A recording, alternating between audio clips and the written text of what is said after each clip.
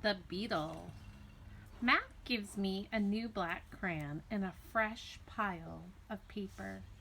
It's time to work again. I smell the crayon, roll it in my hands, and press the sharp point against my palm. There's nothing I love more than a new crayon. I search my domain for something to draw. What is black? An old banana peel would work. But I've eaten them all. Not Tag is brown. My little pool is blue. The yogurt raisins I'm saving for this afternoon is white, at least on the outside.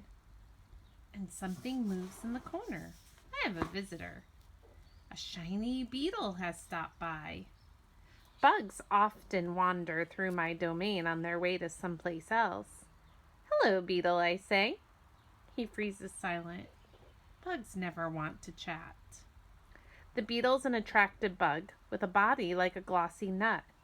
He's black as a starless night. That's it. I'll draw him. It's hard making a picture of something new. I don't get the chance that often, but I try. I look at the beetle, who's being kind enough not to move, then back at my paper. I draw his body, his legs, his little antenna, his sour expression. I'm lucky. The beetle stays all day. Usually bugs don't linger when they visit. I'm beginning to wonder if he's feeling all right. Bob, who's been known to munch on bugs from time to time, offers to eat him. I tell Bob that won't be necessary. I'm just finishing my last picture when Mac returns. George and Julia are with him. Mac enters my domain and picks up a drawing. What the heck is this? He asks. Beats me what Ivan thinks he's drawing. This is a picture of nothing. A big black nothing. Julia, standing outside my domain. Can I see? She asks. Mac holds up my picture to the window and Julia tilts her head. She squeezes one eye shut and then she opens her eyes and scans my domain. I know, she explains. It's a beetle. See that beetle over there by Ivan's pool? Man, I just sprayed this place for bugs. Mac walks over to the beetle and lifts his foot. Before Mac can stomp, the little beetle skitters away, disappearing through a crack in the wall.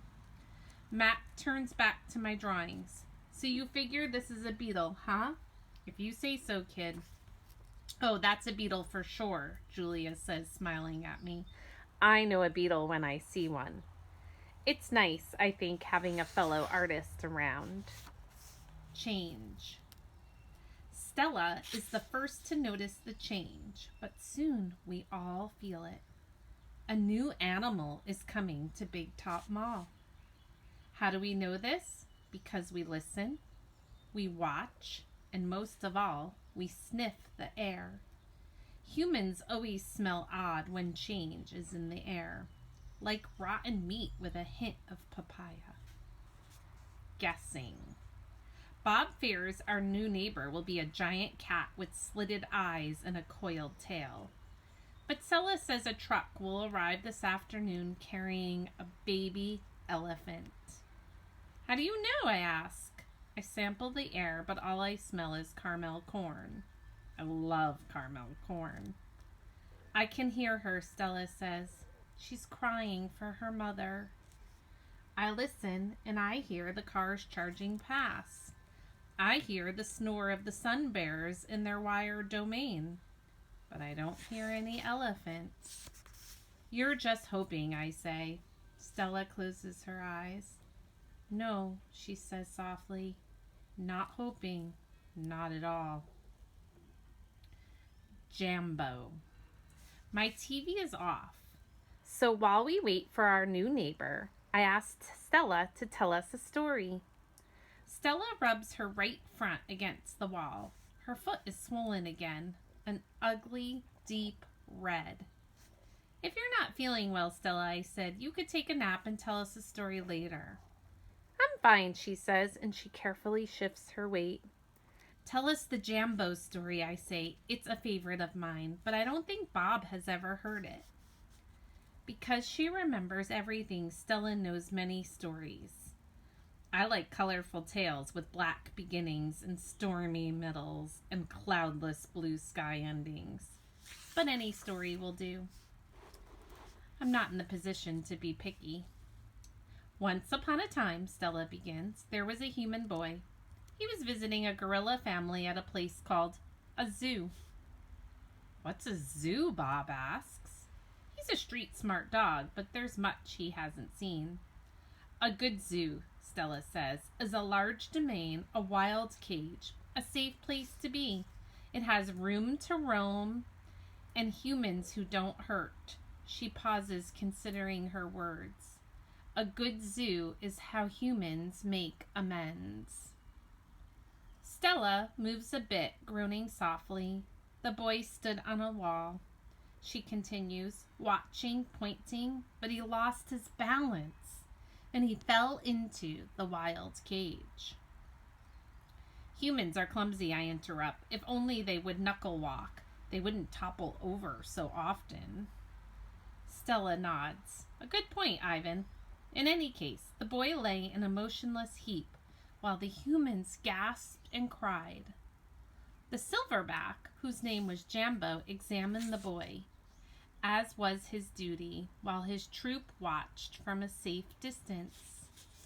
Jambo stroked the child gently. He smelled the boy's pain, and then he stood and watched. When the boy awoke, his humans cried out, "Stay still, don't move," because they were certain, humans are always certain about things, that Jambo would crush the boy's life from him. The boy moaned.